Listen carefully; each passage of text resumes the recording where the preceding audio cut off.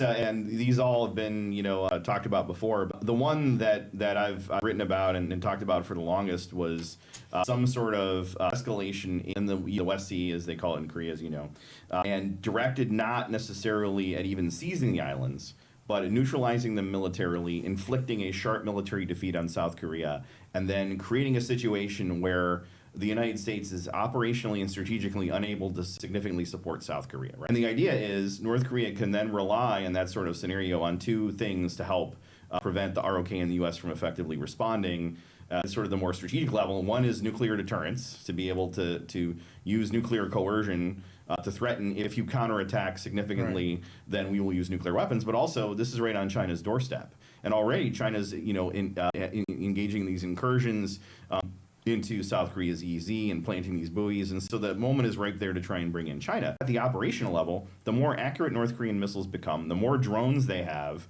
then the more likely it is they're going to be able to achieve localized military superiority. And especially when you look at the Hwanghae Peninsula, we're talking about literally thousands of square kilometers of mountains that you can honeycomb with underground facilities that you can operate from. And then you've got these tiny little islands that are isolated, they're separated from Seoul. And so, as in one of my pieces, I say, in quite clearly, if you think about it as a metaphor, the North Koreans that are shooting against those islands are shooting fish in a barrel, whereas a counterattack would be playing whack-a-mole, trying to track those things. And so then this creates a situation where it's impossible to achieve a clear military victory if you're South Korea and the United States without undertaking what the political leadership would be considered unacceptable risk. And so it creates this essentially insoluble dilemma, and that could be an intermediate step, as I've written before, to basically neutralizing the alliance by convincing the people of South Korea it's just not worth it. Right? And it pivots everybody to negotiations on Pyongyang's terms.